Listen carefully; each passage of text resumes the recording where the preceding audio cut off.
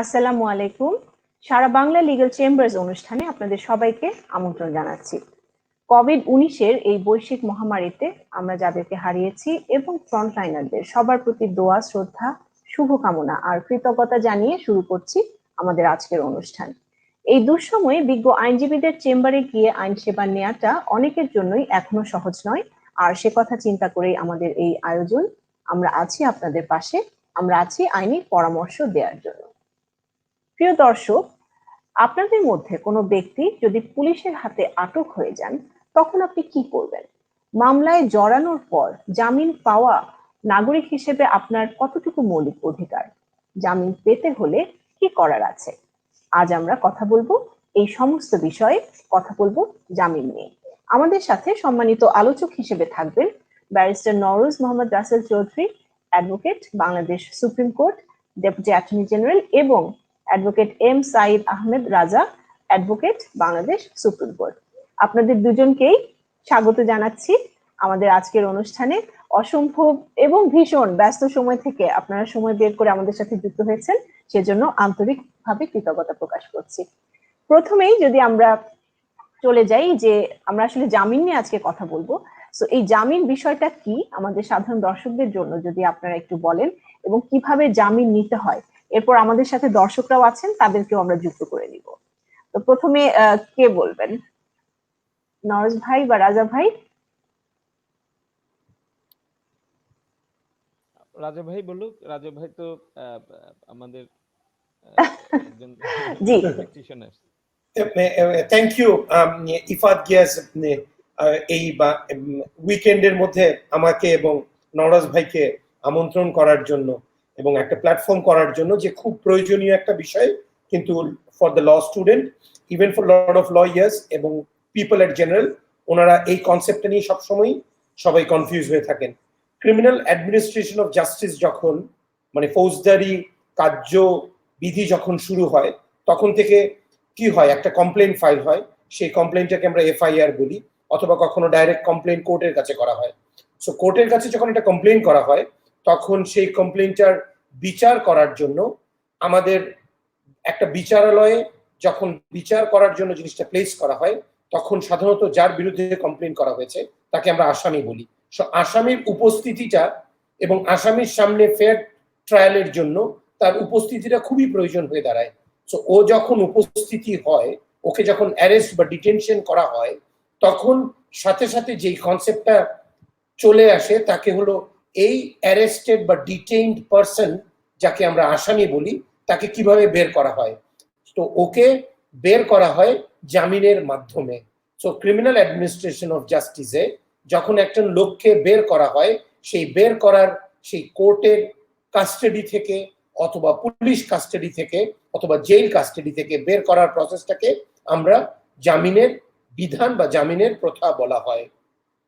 সাধারণত একটা ক্রিমিনাল কেসে যখন একটা আসামি বা যার বিরুদ্ধে ক্রিমিনাল কমপ্লেনটা ফাইল করা হয়, সে যখন আদালতের কাছে বা পুলিশের কাছে ধরা পড়ে, তখন তার প্রসেস অফ জামিন শুরু হয়। আমাদের ফৌজদারি কার্যবিধি এটা একটা প্রি কনস্টিটিউশনাল লেজিসলেশন। এটা ব্রিটিশ কলোনির আন্ডারে যখন আমরা ছিলাম 1898 সালে, মানে 1898-এ এই পার্টিকুলার একটা, এই পার্টিকুলার আইনটাকে কোডিফাই করা হয় ব্রিটিশ কলোনির আন্ডারে। তখন আমাদের একটা পার্টিকুলার চ্যাপ্টার করা হয়, সেই চ্যাপ্টারটা 496 থেকে 498 পর্যন্ত আমাদের জামিনের বিধান করা হয়। সাধারণত জামিনের বিধানটা এমন ভাবে করা হয় যে অপরাধের সিরিয়াসনেস এবং হার্ডনেস দেখে জামিনগুলোকে সুবিন্যস্ত করা হয়। যেমন কিছু কিছু ধারায়, কিছু কিছু অপরাধে ওই অপরাধগুলো করলে আমাদের পুলিশের কাছে বন্ড দিয়েই জামিন পাওয়া যায়। আর অন্যান্য কেসে সাধারণত কাস্টাডিতে চলে গেলে তখন আমাদের ফর্মাল বেইল অ্যাপ্লিকেশন ফাইল করতে হয়। বেইল অ্যাপ্লিকেশনের জন্য সাধারণত যিনি আছেন উনিও নিজের অ্যাপ্লিকেশন নিজে মুভ করতে পারেন, বাট আমাদের এই অ্যাডভার্সারিয়াল ক্রিমিনাল জাস্টিস সিস্টেমে সাধারণত সবাই নিযুক্ত আইনজীবীর মাধ্যমে জামিন দরখাস্ত ওনারা কোর্টের সামনে দেন, এবং কোর্ট তখন জামিনের কি কি গ্রাউন্ডে দেওয়া যায় এই জিনিসগুলো বিচার করেই আমাদের যে কোনো আসামিকে জামিন দেয় অথবা জামিন নামঞ্জুর করে।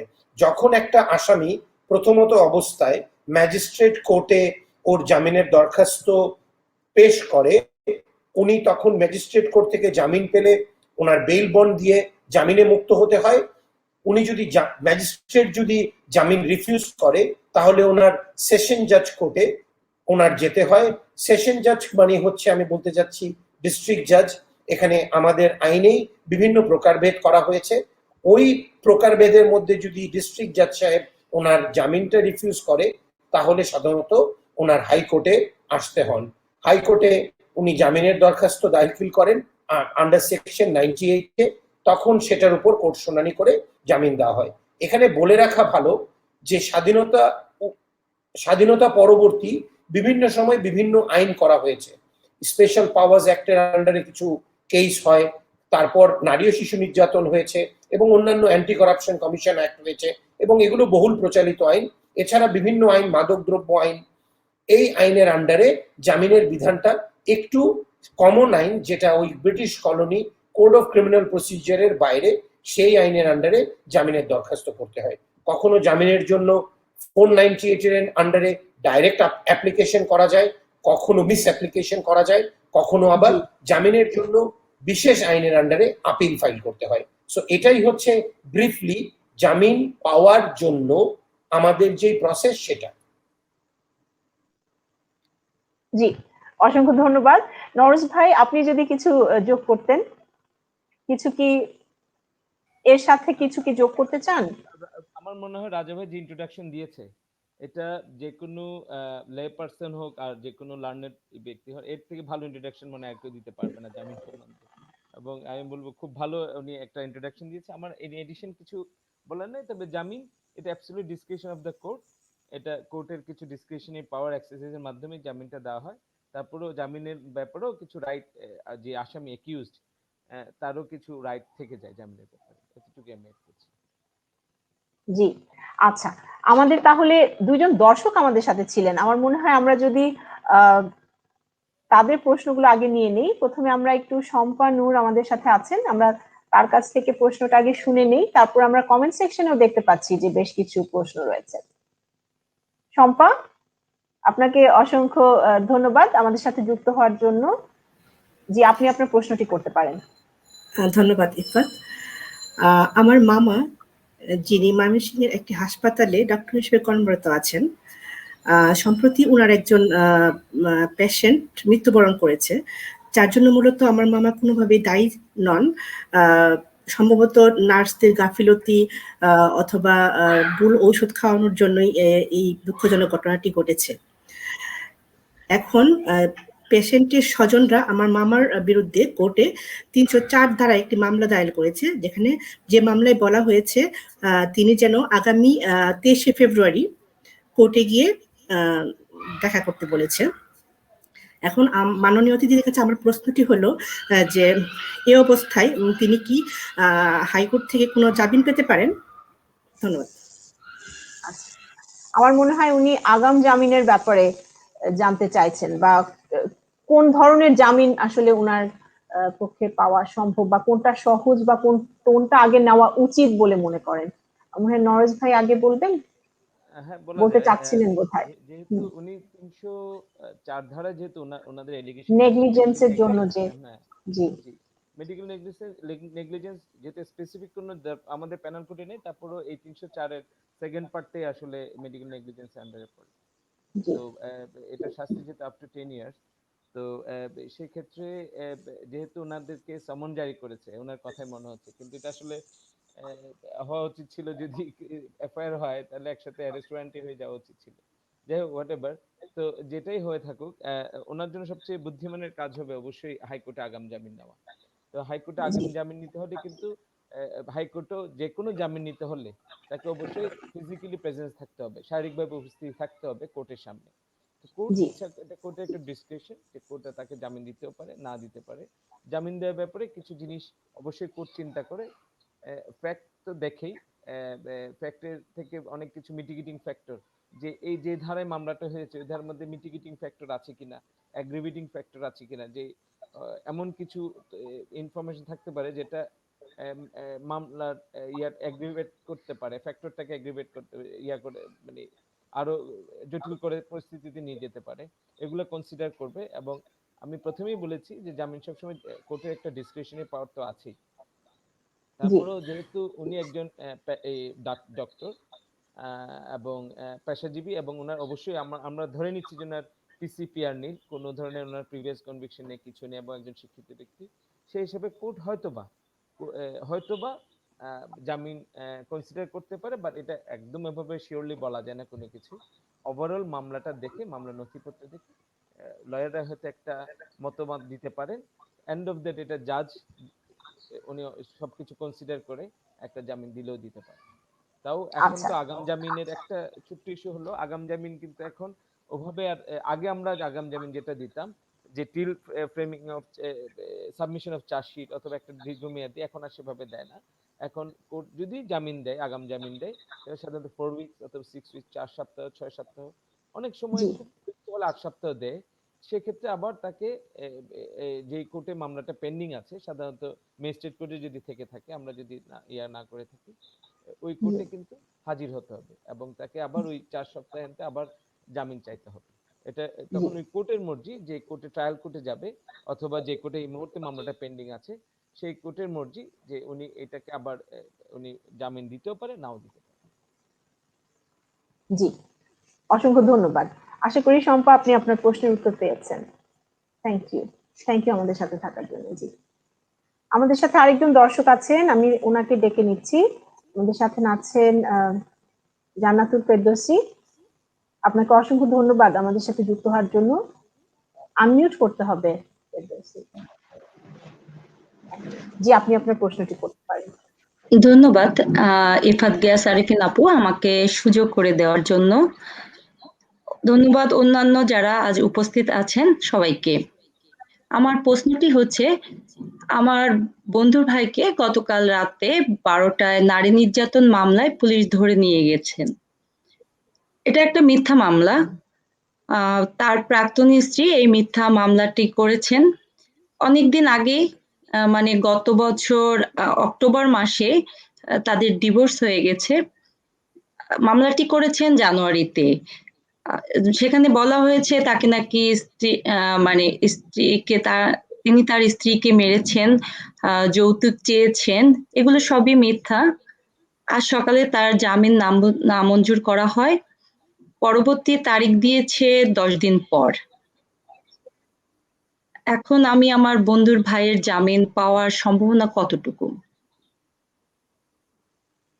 আচ্ছা রাজা ভাই, আমার মনে হয় ওই যে রিসেন্টলি এগুলো অনেকই হচ্ছে, অনেক মিথ্যা মামলায় দেখা যাচ্ছে অনেক এরকম ধরে নিয়ে যাওয়া হয় এবং তাদেরকে যখন নারী নির্যাতন ট্রাইব্যুনালে যখন প্রেজেন্ট করা হয় তখন জামিন দেয়া হয় না, প্রথমেই দেওয়া হয় না, যদিও মিথ্যা মামলা।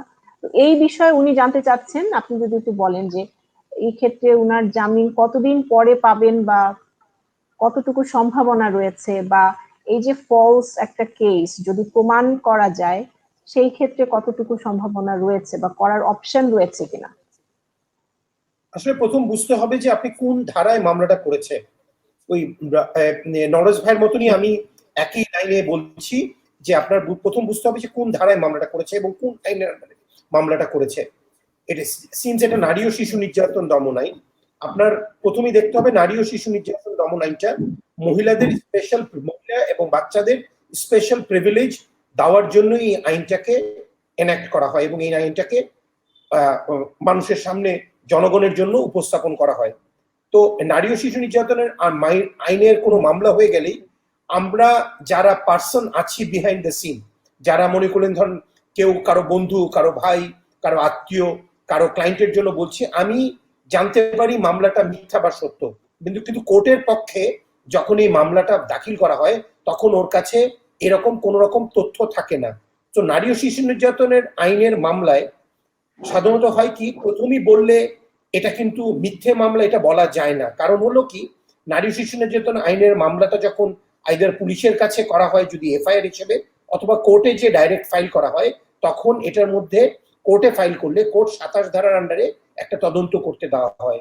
সেই তদন্ত রিপোর্টের উপর বেস করেই কোর্ট সাধারণত কগনিজেন্স নেয় এবং ওয়ারেন্ট ইস্যু করে। যদি এফআইআর থানায় করা হয় তখন থানার উনি যিনি রেজিস্টার অফিসার হিসেবে কাজ করেন, যিনি এই এফআইআরটাকে লিপিবদ্ধ করবে, উনি একটু সবকিছু খবর নিয়ে দেখেন একটা কথা কি, এই আইনটা করা হয় for the protection of women. অনেক সময় হয় কি, আপনার যে একটা হিডেন ফ্যাক্ট আছে যে হাজবেন্ড ওয়াইফের ডিভোর্স হয়ে গেছে, আমি এবং নওরাজ ভাই আমরা এরকম কেসও অনেক সময় ফেস করেছি যে হাজবেন্ড ডিভোর্স দিয়ে দিয়েছে এবং প্রায় 6 মাস 8 মাস ওয়াইফকে কোনোদিন বলেও নাই, এবং উনি মোটামুটি ম্যানেজও করেছেন যে ওই নোটিস অফ ডিভোর্স যাওয়াটা সেটাকেও হাইড করার জন্য, এবং 9 মাস 10 মাস he continue abusing the women. So এই প্যারামিটার থেকে বেস করে আমরা কখনো কোর্টে এবং আমরা যারা বিচারালয়ে কাজ করি, আমাদের পক্ষে আসলে তাৎক্ষণিক বোঝাটা সম্ভব হয় না যে অনলি ডিভোর্স হয়ে গেলেই it's a false case. So এই প্রেক্ষাপটে কোর্ট, আইন প্রণয়ন সংস্থা এবং আইনজীবীদের পক্ষে বোঝাটা খুব difficult, since it's only a case of a simple heart এবং যৌতুক চাওয়ার জন্য। দ্যাট মিনস 11 গ ধারার মামলা সাধারণত এগুলো জামিনযোগ্য। কেন কিনা এই জামিনটা এই ধারায় কারো অপরাধ প্রমাণিত হয়ে সাজা হলেও 3 বছর পর্যন্ত হয়। সাধারণত এটা জামিনযোগ্য অপরাধ। এই জন্যই হয় কি, কোর্ট সাধারণত একটু কাস্টাডি পিরিয়ড রেখে তারপর আসামিটাকে জামিন দিয়ে দেয়। আবার অনেক ক্ষেত্রে জামিন নাও দেয়, তখন ওদের উচ্চ আদালত এসে জামিনটা চেয়ে নিতে হয়। সো আমরা যখন মামলাটা হয়ে যাবে তখন আপনাদের সবার মানে সাধারণ জনগণের একটা জিনিস মাথায় রাখতে হবে, this is a dispute between husband and wife. Once a husband, আমাদের বাংলাদেশের আইনে প্রতিষ্ঠিত হাজবেন্ডের অনেক রকম দায়িত্ব, শুধু ডিভোর্স করে দিলাম এতেই যে আমার দায়িত্ব শূন্য হয়ে গেল সেটা কিন্তু আমাদের বাংলাদেশের আইন ওভাবে করা হয় নাই। সো যতই আমরা বলি না কেন ইটস এ ফলস কেস, তবুও একটা হাজবেন্ড হিসেবে রেসপন্সিবিলিটি, গ্রেটার রেসপন্সিবিলিটি থাকে।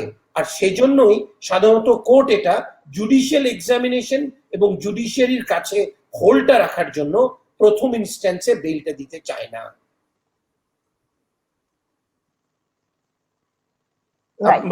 আর ধন্যবাদ ফেরদৌসী, আপনি হ্যাঁ মানে আপনার আশা করি আপনার উত্তর পেয়েছেন। মানে এটা যেহেতু জামিনযোগ্য একটি অপরাধ, সো ওনার সম্ভাবনা রয়েছে জামিন পাওয়ার, সেটাই রাজু ভাই এতক্ষণ বললেন। অসংখ্য ধন্যবাদ আমাদের সাথে থাকার জন্য। ধন্যবাদ সবাইকে।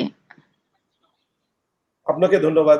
আচ্ছা, এই রিলেটেড একটা কোয়েশ্চেন এসেছে, আমি একটু আপনাদের যদি একটু কমেন্ট বক্সে যাই, ওখানে আমি একটি প্রশ্ন দেখতে পাচ্ছি।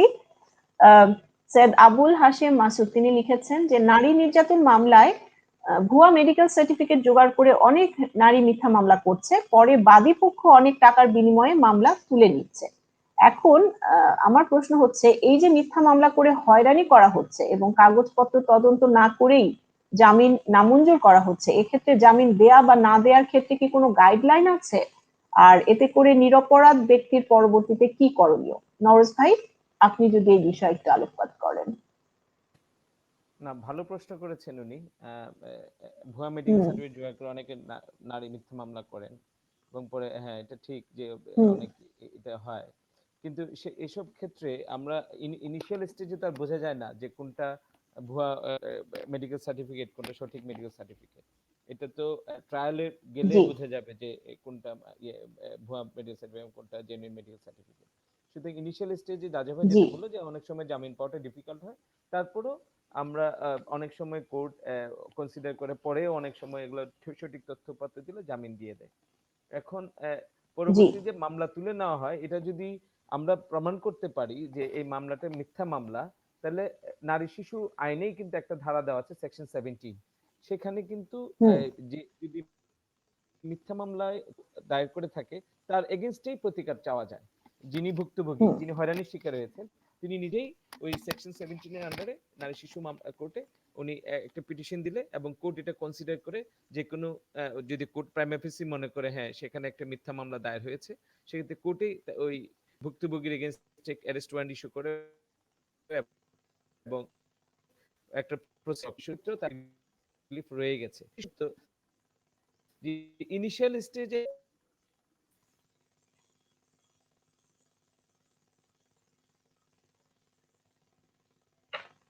রাজা ভাই কি শুনতে পাচ্ছেন নাকি আমার এন্ডে প্রবলেম হচ্ছে নেটে?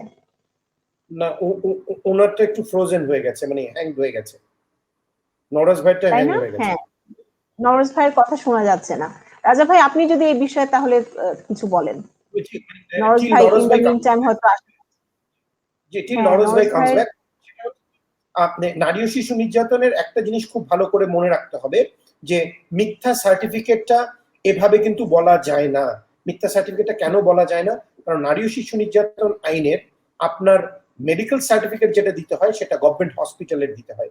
সো গভর্নমেন্টের এনি ডকুমেন্ট আপনি যা আমরা নিজেরাও বুঝি যে এখানে দেয়ার আর লট অফ লিগ্যাল ফর্মালিটিস, অনেক কিছু হতে পারে, না হতে পারে, কিন্তু ঘটনাটা হচ্ছে যে একটা গভর্নমেন্ট সার্টিফিকেট নিয়ে যখন একটা লোক মামলা করে তখন প্রাইমা ফেসি এটাকে ধরে নিতে হয় this is A write report.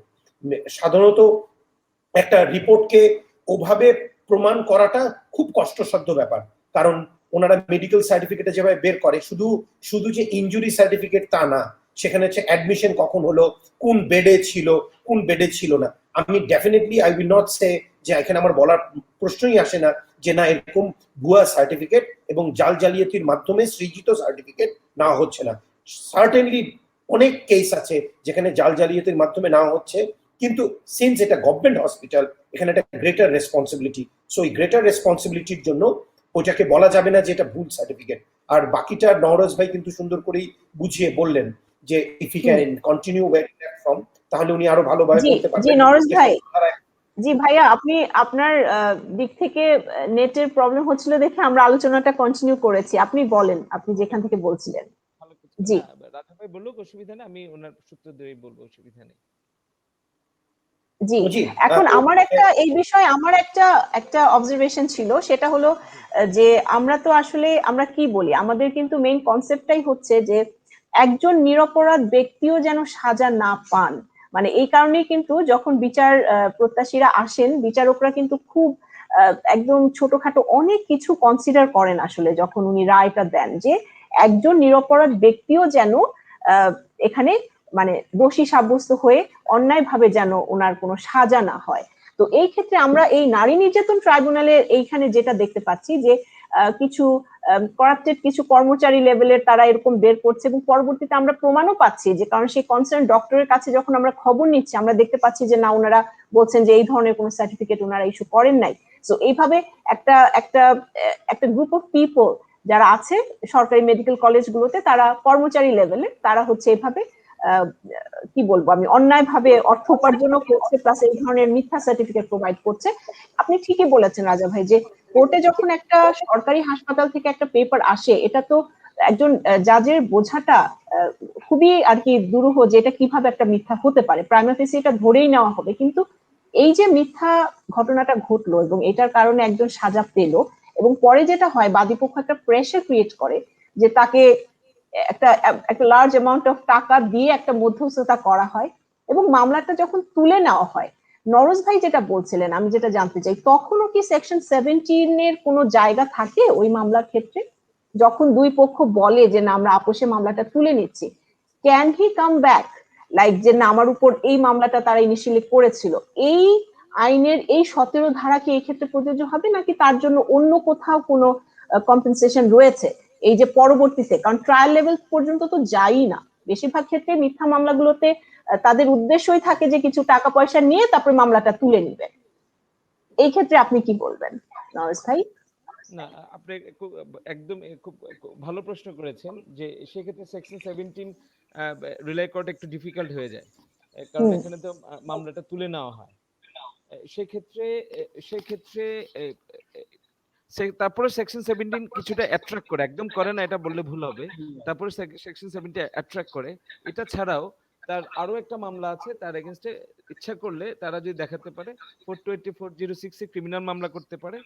শুধু তাই নয়, ইভেন টর্শিয়াস কেসও করা যায়, যদিও বা বাংলাদেশের টর্শিয়াস কেসের তেমন একটা প্রচলন নেই, বাংলাদেশে একদমই সেরকম প্রচলন নেই, খুব ইদানিং কালে তাও একটু প্রচলিত হচ্ছে, কিন্তু ট্রেসিয়াস কেসও তার এগেনস্টে হয়তো বা করা যেতে পারে।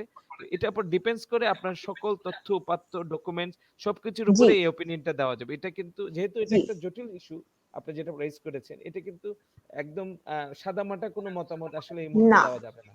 এটা না একদম টেকনিক্যাল একটা পয়েন্ট, ভেরি টেকনিক্যাল পয়েন্ট। এটা একদম এক্সাক্ট পয়েন্টে ডকুমেন্ট দেখে এবং ওভারঅল সব কনসিডার করে পারিপার্শ্বিক চিন্তা করে এটার আসলে ওপিনিয়ন দেওয়া যাবে। তবে হ্যাঁ, আমরা বলতে পারি সম্ভাব্য ইয়ার মধ্যে সেকশন 17 আছে, অথবা তার এগেইনস্টে উল্টা 422 406 এর মামলা করা যেতে পারে, অথবা অন্যান্য সিভিল ক্লেমও আমরা করতে পারি হয়তোবা। বাট এটা সবকিছু নির্ভর করবে তার কাছে কি ডকুমেন্টস আছে, অথবা তাদের কি পারিপার্শ্বিক সার্কামস্টেন্সিয়াল এভিডেন্স কি আছে, সবকিছুর উপর নির্ভর করবে এটার উত্তরটা দেওয়া যাবে। এটা সাদামাটা উত্তর দেওয়াটা একটু ডিফিকাল্ট এই ক্ষেত্রে। জি জি আচ্ছা, আমাদের আরেকটা কমেন্টস আমি আমরা একটু দেখতে এখানে পাচ্ছি। addition করতে চাই। ইফাদ, আমি একটু এডিশন করতে চাই এখানে, জি সিন্স দর্শকরা আছেন, ওনারা একটা জিনিস বলা, আপনি একটা কথা বলেছেন, সেই কথাটা হচ্ছে হলো যে ডক্টর সার্টিফিকেটটা যিনি দিয়েছেন তার তার সাথে বা যার নামে ব্যবহার করা হয়েছে ওর কাছে পরে অ্যাপ্রোচ করলে উনি বললেন যে উনি সার্টিফিকেটটা দেন নাই, কিন্তু আপনি সবসময় মনে রাখবেন উনি কিন্তু আরেকটা কাউন্টার সার্টিফিকেট দিয়ে বলবেন না যে উনি ওই সার্টিফিকেটটা দেন নাই। Try to understand, because is a government employee. So উনি কখনো ওনার নামে যেটা বের হয়েছে সেটাকে উনি কখনো ডিজোন করবে না বাই অ্যানাদার না সার্টিফিকেট। সো না, আমি প্রথম ব্যক্তিগত এক্সপিরিয়েন্স থেকে যেটা বলছি যে এই ক্ষেত্রে ওনারা যেটা বলেন যে আপনারা কোর্ট থেকে একটা অর্ডার নিয়ে আসেন, কোর্ট থেকে যদি বলা হয় যে আমরা একটা তদন্ত করব, সেক্ষেত্রে আমরা একটা তদন্ত রিপোর্ট দিব। কিন্তু এখানে ওই যে বলেন একটা একটা কি বল ভিশাস সার্কেলের মতো, লাইক আমি যখন কোর্টে যাচ্ছি যে আমাকে একটা সার্টিফিকেট ইস্যু করেন, তখন আবার কোর্টে পাচ্ছি না, কারণ ওই পর্যন্ত ট্রায়ালে না গেলে পরে তো ততক্ষণ পর্যন্ত তো তারা এই ধরনের কোনো আপনার অর্ডার ইস্যুও করতে পারছেন না। তার আগেই তো যাদের ওই উদ্দেশ্য ম্যালিশিয়াস ইন্টেন্ট থেকে যারা ওই মামলাগুলো করে, তারা তো তার আগেই উদ্দেশ্য সফল হয়ে যাচ্ছে, তারা টাকা পয়সা দিয়ে মামলাটা কোনো রকমে উঠিয়ে ফেলছে। সো আমরা ওই লেভেল পর্যন্ত যেতেই পারি না তাদেরকে পানিশমেন্ট দেওয়ার জন্য। সেজন্য নওয়াজ ভাই যেটা বললেন যে প্রতারণা, আপনি বোধহয় যেটা মিন করলেন সেকশন 4 ও 6, রাইট? হ্যাঁ 424 জি অথবা 470 যেটাই হোক, ওভারঅল যেটা জি হয় আর কি জি প্রতারণার জি জি মামলা। ওই ভাবে 42406 করলেও 42406 করলেও এখানে প্রবলেমটা কি দাঁড়াবে, সেটা নওয়াজ ভাই যেটা মানে ইনডাইরেক্টলি উনি পয়েন্ট করলেন, সেটা হচ্ছে কি আপনি একটা ক্লেইমের উপর কম্প্রোমাইজ করলেন। সো কম্প্রোমাইজের পর now you say that he was cheated, so you are a part of a compromise, then ওই কম্প্রোমাইজ করে এসে পরে চিটিং করলেন, সো তখন তো আপনার উপর আরেকটা ক্রিমিনাল লায়াবিলিটি চলে আসে।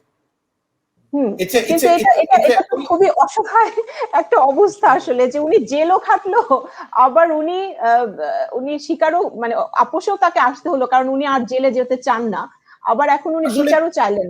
তাহলে এটার একটা সমাধান হওয়া দরকার মনে হয় রাজা ভাই, একটা কিছু থাকা দরকার। এটা লেজিসলেটিভ সমাধান, এটা জুডিশিয়াল সমাধান না, এটা লেজিসলেটিভ সমাধান, এটা জুডিশিয়াল সমাধান না। আমাদের 17 ধারার মধ্যে যেটা বললেন যে 17 ধারা কিছুটা অ্যাট্রাক্ট করা যায়, সো কোর্ট যদি ওরকম ভাবে খুব স্ট্রিক্ট থাকে তাহলেই 17 ধারা পৌঁছানোর আগেই কম্প্রোমাইজের মধ্যেই court can do this fact finding.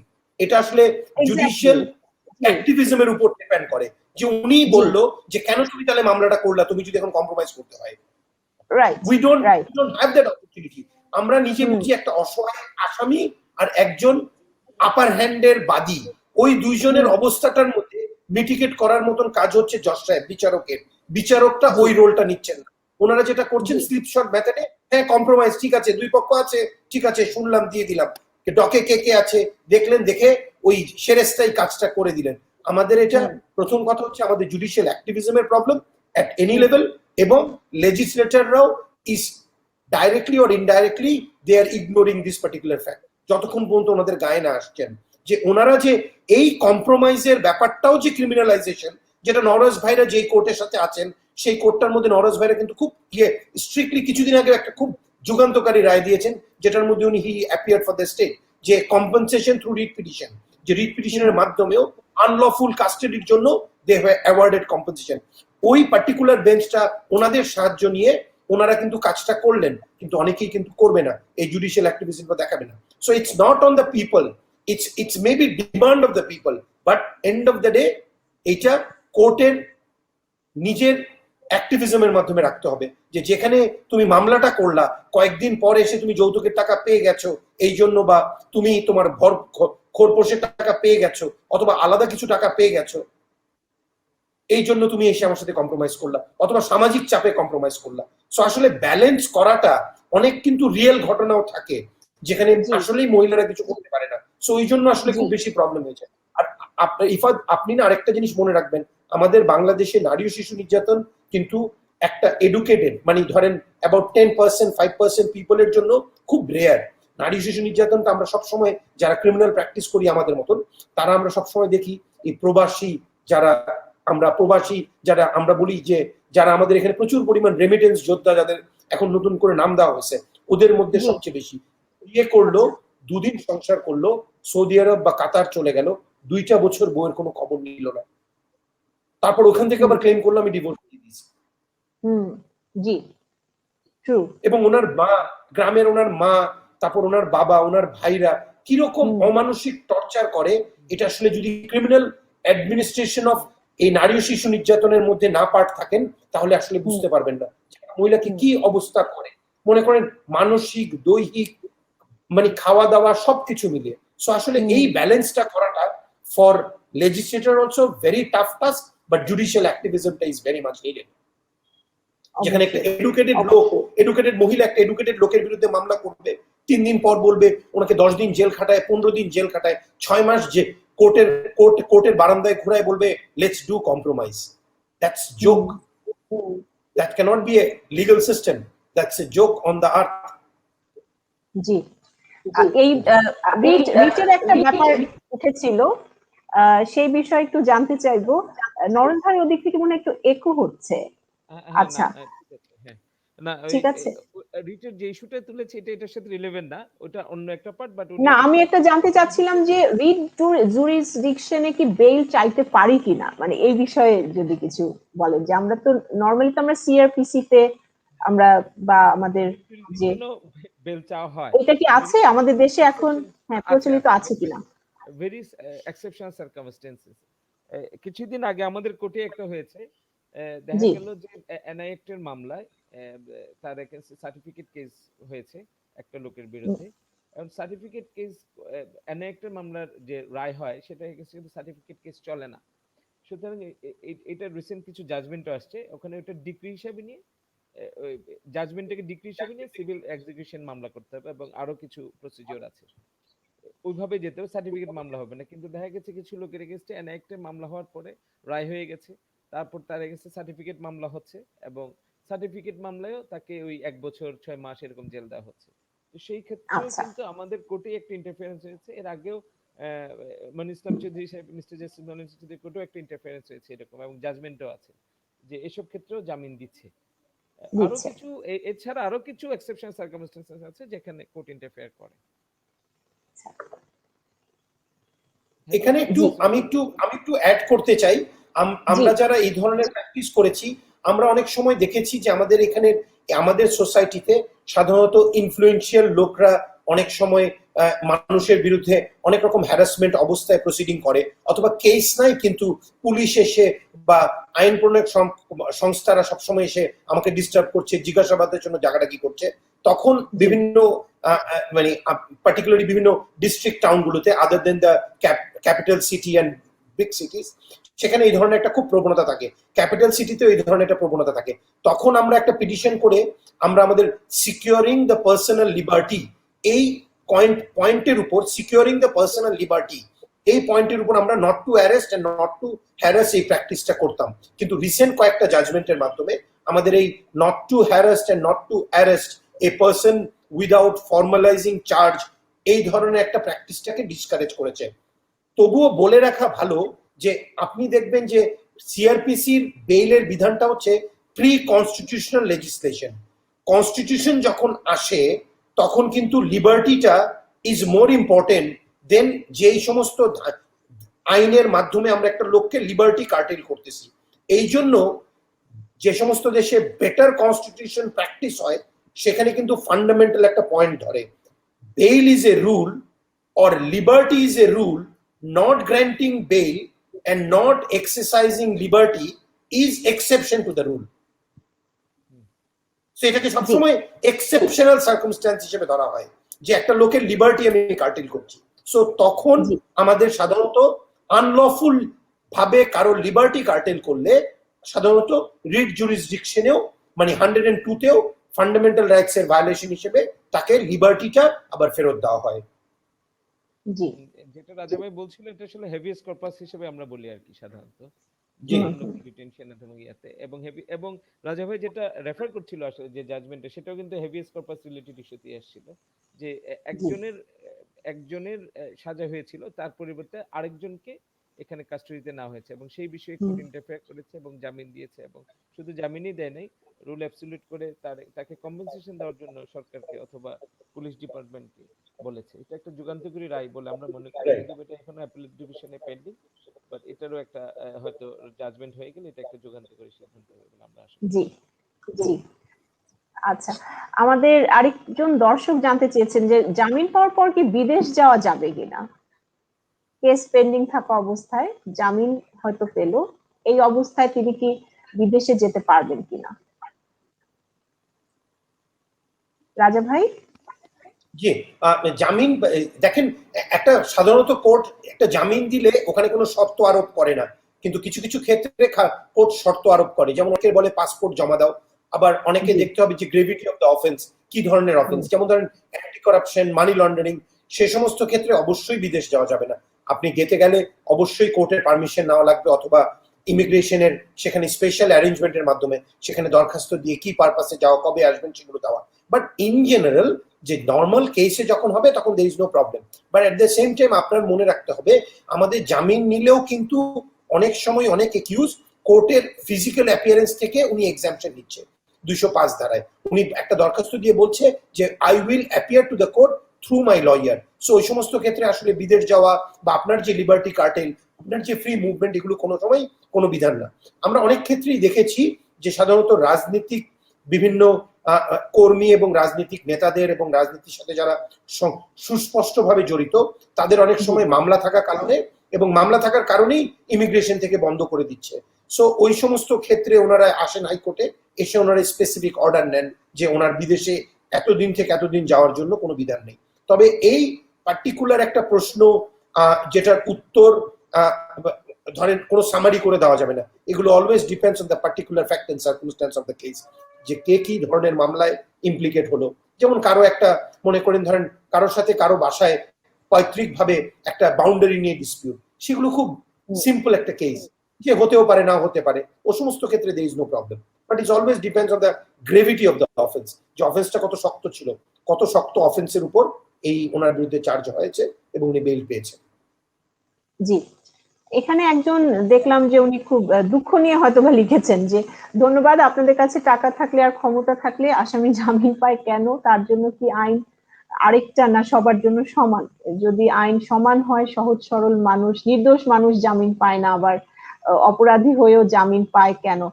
মানে উনি খুবই ফ্রাস্ট্রেটেড হয়ে কোয়েশ্চেনটা করেছেন। আহ, সেটাই, অনেকেরই হয়তো এই ধরনের জামিন নিয়ে ফ্রাস্ট্রেশন রয়েছে আমাদের দেশে অনেকেরই। এটা এটা নিয়ে মানে এটা নিয়ে আর কি বলার আছে। আচ্ছা, এখানে আরেকজন জানতে চেয়েছেন কি কি কারণে আসামি জামিন পেতে পারেন আর বিচারক জামিন দিতে পারেন। আমার মনে হয় আগের দর্শক যেটা জানতে চেয়েছিলেন এখানে অনেক স্পেসিফিক্যালি সেই কোয়েশ্চেনটাই হয়তো করা হয়েছে যে কি কি কারণে আসামি আসলে জামিন পেতে পারেন এবং কি কি কারণে বিচারক জামিন দিতে পারেন। এখানে ওই যে অনেকে তো টাকাটাও হচ্ছে কিন্তু ওই বন্ড হিসেবেই বোধহয় একটা অ্যামাউন্ট ডিপোজিট অনেক সময় সেটারও অর্ডার থাকে, তাই না? এই এরকমও কি অনেক সময় হয় না? মানে সেলিম সাহেব যেটা জানতে চাচ্ছিলেন যে টাকা দিতে পারলেই যে মানে ওই ইস্যুটা কোত্থেকে এসেছে আমি আসলে রিলেট করার চেষ্টা করছিলাম। না, নরস আমি ভাই। আমি যতদূর বুঝেছি আসলে উনি বন্ডের কথা মিন করেননি। হ্যাঁ, বন্ড আচ্ছা। হয় কিন্তু বন্ড যে খুব একটা বসে হয় তা না। যাই হোক, হুম কিন্তু উনি আসলে মিন করতে চেয়েছে লয়ারদের ফিজ অথবা যে কোর্টের যে খরচ, অন্যান্য প্রাসঙ্গিক হুম খরচ, এগুলো হয়তো জি অনেক মানুষের জন্য ইয়া করা মানে একটু কঠিন হয়ে যায়। জি সেক্ষেত্রে কিন্তু বাংলাদেশ সরকারের একটা ইয়ে আছে, লিগ্যাল এইড উইং। এখানে লিগ্যাল জি এইড উইং এ কিন্তু উনি যদি অ্যাপ্লাই করে, এবং হুম প্রচুর মানুষ কিন্তু লিগ্যাল এইডের মাধ্যমে বেনিফিশিয়ারি হচ্ছে, এবং লিগ্যাল এইড জি থেকেই জামিনের ব্যবস্থা করা হচ্ছে, লয়ার এঙ্গেজ করে দেওয়া হচ্ছে, এবং তারাই ওই লয়ারের আর্থিক সঙ্গতি হোক যেটা হোক সেটা দিচ্ছে। এবং আমি মনে করি প্রতিটা জেলায় প্রতিটা কোর্ট প্রাঙ্গণে লিগ্যাল এইড অফিস আছে, লিগ্যাল এইডের একটা উইং আছে, সেখানে ওনারা যদি যোগাযোগ করে, ইভেন আমাদের বাংলাদেশ সুপ্রিম কোর্টেও আছে, যেখানে যে কোর্টে ওনাদের যে কোনো সমস্যা যদি থাকে, ওনারা যদি লিগ্যাল এইড উইং এ যান এবং সেখানে যদি লিগ্যাল এইড কিছু ক্রাইটেরিয়া আছে, ওনারা যদি ওই ক্রাইটেরিয়া ফুলফিল করতে পারে, যদি আর্থিকভাবে অসমর্থ এবং অন্যান্য ইয়াতে হয়, তাহলে ওনারা লিগ্যাল এইডের যদি বেনিফিটটা নিতে পারেন, তাহলে হয়তো বা ওনার এই সময় এই প্রশ্নের উত্তর উনি নিজেই পেয়ে যাবেন আশা করছি। জি জি, থ্যাংক ইউ। আরেকটা যেটা প্রশ্ন ছিল যে কারণগুলো, মানে আসামি কখন জামিন পেতে পারেন বা বিচারকরা আসলে কি কি বিষয় দেখে জামিন দেন, এটা তো ডেফিনেটলি অপরাধের উপর ডিপেন্ড করবে, বা জেনারেল কিছু গাইডলাইনস নিশ্চয়ই আছে। জি, ওরকম আসলে জেনারেল গাইডলাইন বলে কিছু নেই, এক একটা আচ্ছা, অফেন্স এক এক রকম। অফেন্সের গ্র্যাভিটি একটা ইম্পর্টেন্ট ইস্যুস। ছোট একটা জি, যেসব অফেন্সের ছোট মানে শাস্তির পরিমাণ কম, সেসব ক্ষেত্রে জামিনের সম্ভাবনাটা বেড়ে যায়। আবার যেসব অফেন্স যেগুলো একটু গ্রেভিটি মার্ডার কেস অথবা এরকম কোনো ইয়ে হলে, সেসব ক্ষেত্রে জামিনের সম্ভাবনাটা কমে যায়। তারপরে এটা এরকম সরলীকরণ মতামত দেওয়া যায় না। প্রতিটা জি, অফেন্স যত ছোট অথবা বড় হোক, আবার প্রতিটা অফেন্সের কিছু মিটিগেটিং ফ্যাক্টর, আমি আগেই বলেছি, কিছু অ্যাগ্রিভেটিং ফ্যাক্টর থাকে, কিছু অন্যান্য সার্কামস্টেন্সিয়াল ইস্যুস থাকে, পয়েন্ট থাকে। সবকিছু বিচার বিবেচনা করে কিন্তু একজন জাজ সাহেব বিচারক জামিন দিয়ে থাকেন। তারপরেও আমরা যেটা দেখে থাকি, যেটা আইনে বলা আছে, সাধারণত মহিলা হলে, শিশু হলে, অথবা বয়স্ক মানুষ হলে, অথবা অসুস্থ হলে, সেরকম গুরুতর অসুস্থ হলে কোর্ট সাধারণত কনসিডার করে থাকে জামিনের বেলায়। এবং জি, কিছু কিছু জামিন তো আবার জামিনযোগ্য অপরাধ আছে, সেগুলোতে ক্ষেত্রে এমনিতেই জামিন পাবে। যেসব ক্ষেত্রে জামিনযোগ্য অপরাধ নয়, সেসব ক্ষেত্রেও এই কোর্ট এসব বিবেচনা করে অনেক সময় জামিন দিয়ে থাকে। তারপরে অপরাধের ধরন, অপরাধের গুরুত্ব এবং অপরাধের সাথে আসামি সম্পৃক্ততার কতটুকু, সেটাও অনেক কিছু কনসিডার করে, এবং সে কতদিন জেলে খেটেছে। এবং আরেকটা ইম্পর্টেন্ট ইস্যু যে আসামির অপরাধ প্রবণতা কেমন, তার সে কি আগে এই ধরনের সিমিলার জি, অথবা জি, অন্যান্য অফেন্সের সাথে জড়িত ছিল কিনা, অথবা আছে কিনা, জি, অথবা এটাই তার প্রথম অফেন্স কিনা, এগুলোও কিন্তু কনসিডার করে। সবকিছু জি, মিলিয়ে কিন্তু বিচারক অথবা বিচারপতিগণ এই একজন মানুষকে জামিন দিয়ে থাকে, একজন আসামিকে জামিন জি, দিয়ে থাকে। জি, ধন্যবাদ নরেশ ভাই। রাজা ভাই, আপনার কাছে জানতে চাইবো যে বেইল ক্যান্সেলেশনের যে বিষয়টা রয়েছে, সেইটার মানে গ্রাউন্ড গুলো কি কি হতে পারে, এবং কোনো থার্ড পার্টি এসে কি এই ক্যান্সেলেশনটা চাইতে পারে কিনা? বেইল ক্যান্সেলেশনটা হচ্ছে এখানে দুটো সার্কামস্ট্যান্স হয়। একটা হচ্ছে আপনি বেইল গ্র্যান্টিং অর্ডারটাকে সেটিসফাইড করা, অথবা আরেকটা হচ্ছে হলো আপনার বেইল ক্যান্সেল করা। সো ওয়ান্স একটা বেইল গ্র্যান্ট করা হয়, সাধারণত এটাকে ক্যান্সেল করাটা খুব ডিফিকাল্ট। সাধারণত একটা কোর্ট যখন একটা বেইল গ্র্যান্ট করে, তখন উনি 5-7টা জিনিস as per our appellate division number of decision ওনারা মোটামুটি বলে দিয়েছেন। যেটা নরজ ভাইও বললো যে there cannot be fixed yardstick, মানে ফিক্সড কোনো গাইডলাইন হতে পারে না, তবুও কোর্ট কিছু ফর্মুলেট করার চেষ্টা করেছেন। যেমন ধরেন, একটা justiciable reason, someone has done that offence, মানে একটা কতটুকু জাস্টিসিয়েবল গ্রাউন্ড থাকবে যে ওই লোকটা ওই অপরাধটা করে থাকতে পারে। যেমন আমরা এমনও অপরাধ পেয়েছি যে বলছে যে ওই লোকটা বাঁশ দিয়ে মেরেছে, যখন আমরা কোর্টের সামনে আসলাম তখন দেখলাম ওই লোকের 2টা হাতই নাই। So this is that cause and effect রিলেশনশিপটার মধ্যে ইটস স্ট্যান্ড জিরো। তারপর হলো এক্সামিন অফ দ্য অ্যাকুজিশন, যে কার বিরুদ্ধে কি বললো। যেমন ধরেন এ বি সি মিলে একজনকে মারলো, ডি শুধু দরজার সামনে দাঁড়িয়ে রইলো, সো ও কেন জামিন পাবে না? ও তো কোনো কিছু পার্টিসিপেট উইথ দ্য মার্ডার ছিল না। তারপর ধরেন হার্ডার দ্য পানিশমেন্ট, মানে পানিশমেন্টটা কত শক্ত হতে পারে সেগুলো কোর্ট মাথায় রাখে। আবার কিছু কিছু ক্ষেত্রে আমাদের বাংলাদেশে এখন যেটা হয়ে গেছে, যেটার জন্য মানুষের সব সময় দুঃখ থাকে, আগের দুজন দর্শক যে প্রশ্নগুলো করলেন, দুজন যে মানুষ কিছু বেরিয়ে যাচ্ছে, কিছু আসছে না, একটা লোক এটা ওনার উনি এটার ওনার ক্যারেক্টার এবং ওনার বিহেভিয়ার প্যাটার্নের সাথে যায় না, হঠাৎ করে আউট অফ সামথিং উনি এটা করে ফেলেছেন, তখনও কিন্তু কোর্ট কনসিডার করে যে ওনাকে জামিন দিতে। তখন অন্যান্য আসামির বলে যে আমিও সেম অপরাধ করলাম, উনিও করলো, উনি জামিন পেলো, আমি পেলাম না। সো এই গ্রাউন্ড গুলো যখন আমরা ফর্মুলেট করে কোর্ট বেইল দেয়, আর ওর বাইরে যখন একটা আসামি চলে যায়, তখন ওনার বেইলটা ক্যান্সেল করা হয়।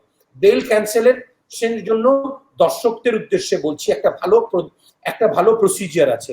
সেই প্রসিজার হচ্ছে, কেউ যদি জামিন নিয়ে এসে ওনার জামিনের শর্ত ভায়োলেট করে, লাইক উইটনেসকে ট্যাম্পার করা, উইটনেসকে উত্ত্যক্ত করা, অথবা উনি সেম অপরাধটা আবার করা, অথবা উনি এই ধরনের একটা অপরাধ করে এসে জামিন নিয়ে এসে আবার পরবর্তীতে আরেক ধরনের একটা অপরাধ করা, তখন তার বিরুদ্ধে একটা জিডি করতে হয়। সেই জিডির উপর কোর্টের কাছে যে অ্যাপ্লাই করতে হয় যে জিডির উপর ইনভেস্টিগেশন করা। যখন জিডির উপর ইনভেস্টিগেশন হবে, সেই ইনভেস্টিগেশনের রিপোর্টটা দেখে ওনার জামিনটা ক্যান্সেল করা হবে। আর জামিনের অর্ডার যদি সেটিসফাইড হয়, সেটা হচ্ছে কেউ যদি ম্যাজিস্ট্রেট কোর্ট থেকে জামিন পায়, সেই অর্ডারের এগেইনস্টে আপনি রিভিশন করে জজ কোর্টে যেতে পারেন। জজ সাহেব যদি না দেয়, তাহলে হাইকোর্ট আসতে পারেন। তখন কোর্ট স্পেসিফিকলি ওনার জামিনের দাওয়ার কারণটা বিশ্লেষণ করে উনি জামিনে থাকবেন কি থাকবেন না সেই ব্যাপারে কোর্ট অর্ডার দেয়। আর থার্ড পার্টি, সাধারণত থার্ড পার্টি জামিন ক্যান্সেলেশন চেতে পারে না। আমাদের উচ্চ আদালতের সিরিজ অফ ডিসিশন আছে যে third party has nothing to do, but there are circumstances যেখানে এক্সেপশন গভর্নস দ্য রুল। সেই এক্সেপশন গুলো হচ্ছে যে একটা লোক জামিন নিয়ে এসে এই কাজটা যার বিরুদ্ধে করলো সে করলো না, কিন্তু উনি পাশের বাসায় যে আবার আগুন ধরিয়ে দিল, তখন থার্ড পার্টি এসে বললো যে ওনাকে যদি আপনি এখন বন্ধ না করেন, ওনাকে যদি ওনার লিবার্টি আবার কার্টেল না করেন, উনি তো এই কাজ করতেই থাকবে। সো ওই সমস্ত ক্ষেত্রেই থার্ড পার্টিকে এন্টারটেইন করা হয়। মানে যখন থার্ড পার্টি নিজেও এফেক্টেড দেখাতে পারবে তার ওই effected of the behavioural pattern of that particular. জি জি জি। আচ্ছা, আমরা আরেকটা কমেন্ট বক্সে আরেকটা প্রশ্ন পেয়েছি, সেটা একটু দেখি। অ্যাডভোকেট সোহরাব হোসেন উনি জানতে চেয়েছেন যে is anticipatory bail continued in high court division, please say about anticipatory bail in Bangladesh. আমার মনে হয় উনি একটু দেরিতে জয়েন করেছেন। আমরা এই বিষয়ে শুরুতে অ্যান্টিসিপেটরি বেইল নিয়ে আমরা কথা বলেছি, তারপরে ছোট্ট করে যদি নওয়াজ ভাই একটু বলতেন এই বিষয়ে। অ্যান্টিসিপেটরি বেল মিন্স আগাম জামিন। আগাম জামিন ওভাবে আমাদের কিছুদিন আগে অ্যাপিলেট ডিভিশন একটা জাজমেন্ট হয়ে গেছে আগাম জামিনের ব্যাপারে, সেভাবে আগাম জামিন আর আগের মতো ওভাবে দেওয়া হয় না।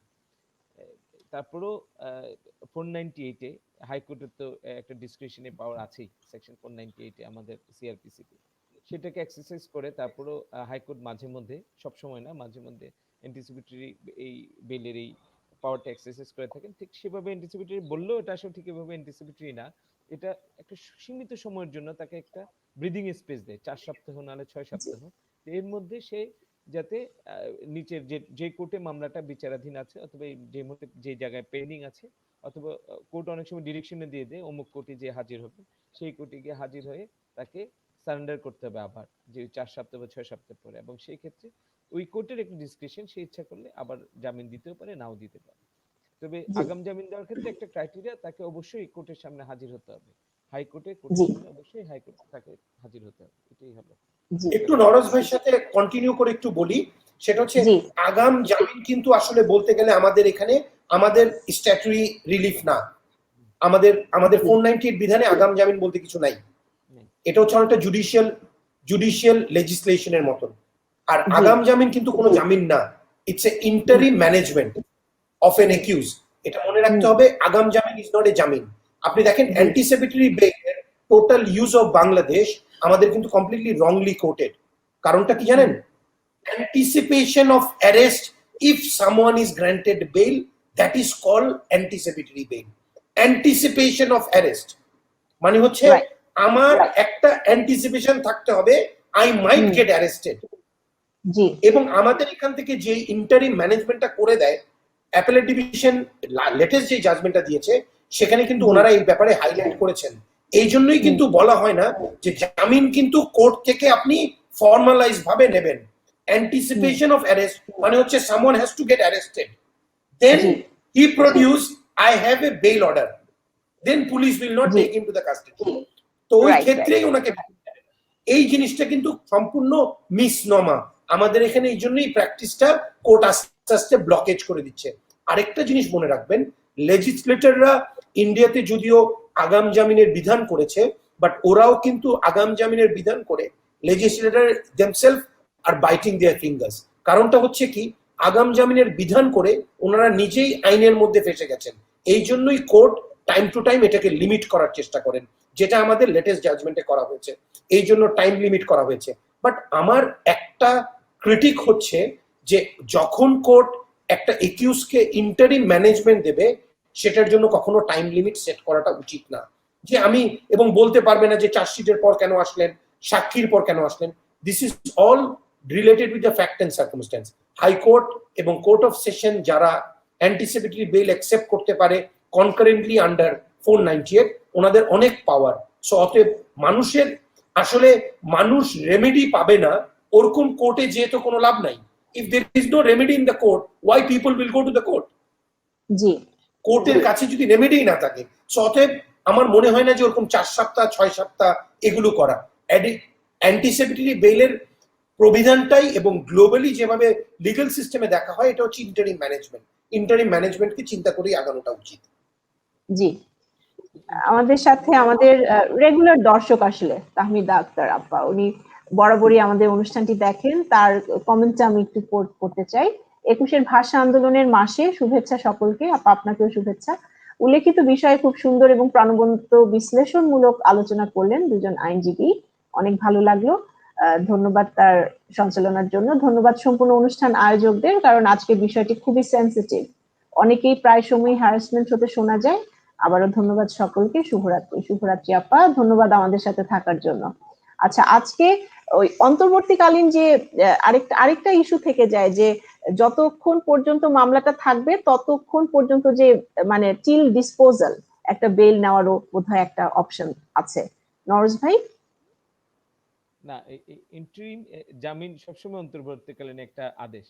আপনি যতক্ষণ একটা মামলা আছে, পেন্ডিং আছে, ততক্ষণ পর্যন্ত আপনি আদৌ নির্দোষী না নির্দোষ এটা তো end of the trial, judgement pronounce যখন তখন বোঝা যাবে। তো এর মধ্যখানে আপনি আদৌ জামিন পাচ্ছেন কি পাচ্ছেন না। তবে হাইকোর্টে আমরা যেটা করে থাকি সাধারণত, যে দেখা যায় যে আমরা নিচের কোর্টে প্রথমে জামিন চাই, যদি না পাই অনেক সময় হাইকোর্টে আসি, 490 একটা অ্যাপ্লিকেশন নিয়ে, সেখানে আমরা জামিন চাই।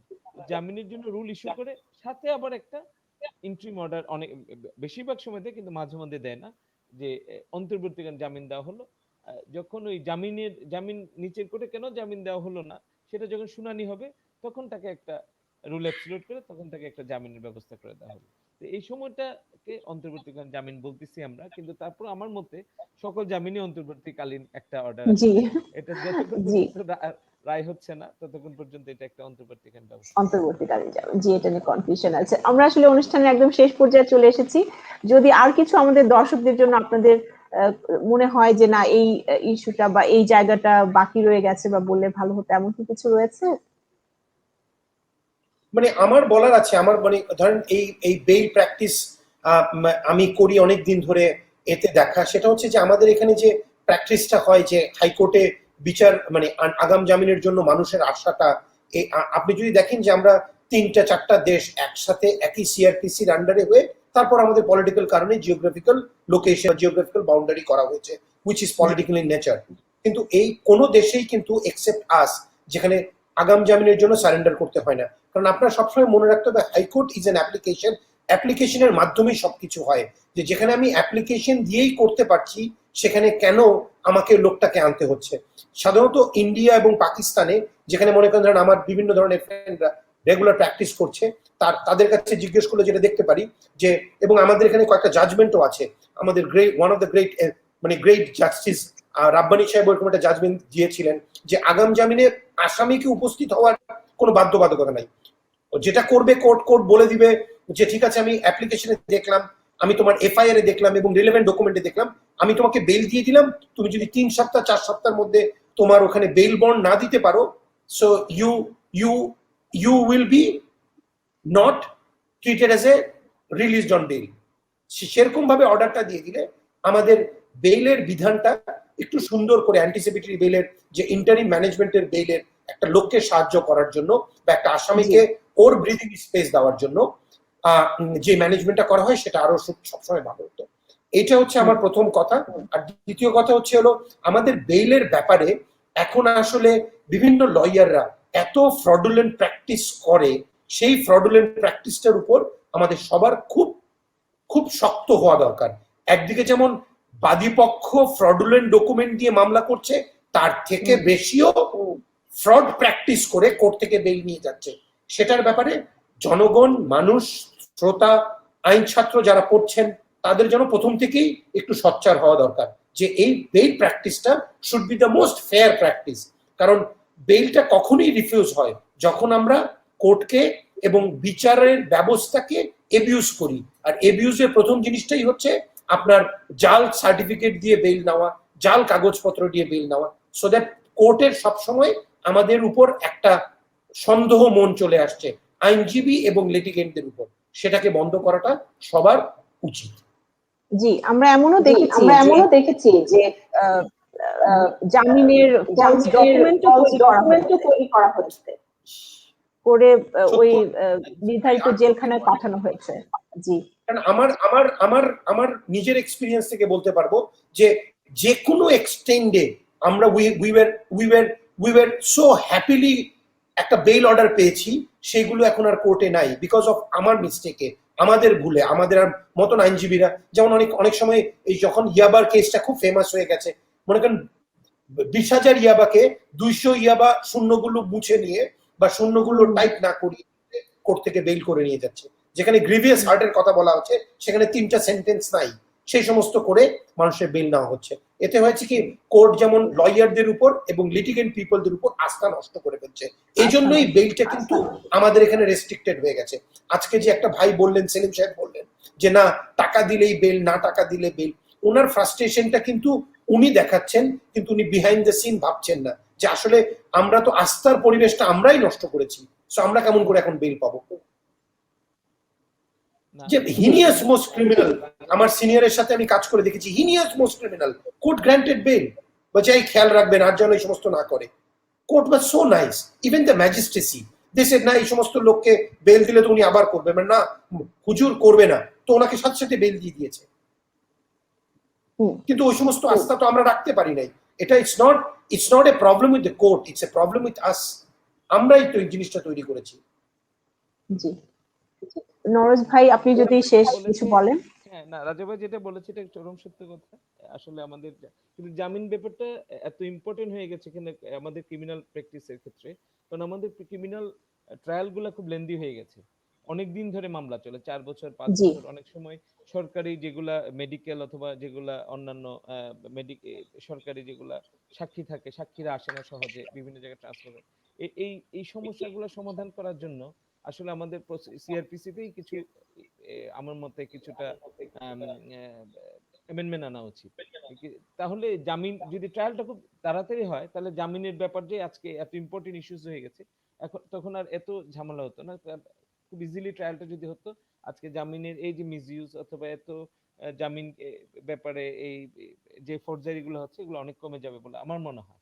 সেটা সেই ক্ষেত্রে আমার মনে হয় ট্রায়াল গুলো যাতে খুব স্পিডি হয় এবং সিআরপিসি আরো কিছু অ্যামেন্ডমেন্ট করে যদি খুব সরলীকরণ করা হয়, যেসব ক্ষেত্রে ডকুমেন্টারি এভিডেন্স যেগুলো আমরা বলতেছি মেডিকেল সার্টিফিকেট, সেখানে ডাক্তারকে আসতে হচ্ছে, ডাক্তার আবার সরকারি ডাক্তার, সে আজকে বরিশালে আছে, পরশুদিন কক্সবাজারে গেছে, তারপর দিন পঞ্চগড়, সেও একটা ট্রান্সফারের মধ্যে আছে, এগুলো আসে সাক্ষী হচ্ছে না, অনেক জটিলতা। এবং আইও অনেক সময় ট্রান্সফার হয়ে যাচ্ছে, পুলিশের যিনি আইও, এসব জটিলতাগুলো যদি সলভ করা যেত, তাহলে ট্রায়ালটা যদি ইজি হতো, তাহলে মানুষও বিচারটা পেত, যে ভুক্তভোগী তারও মানসিকভাবে সে একটা তৃপ্তি পেত।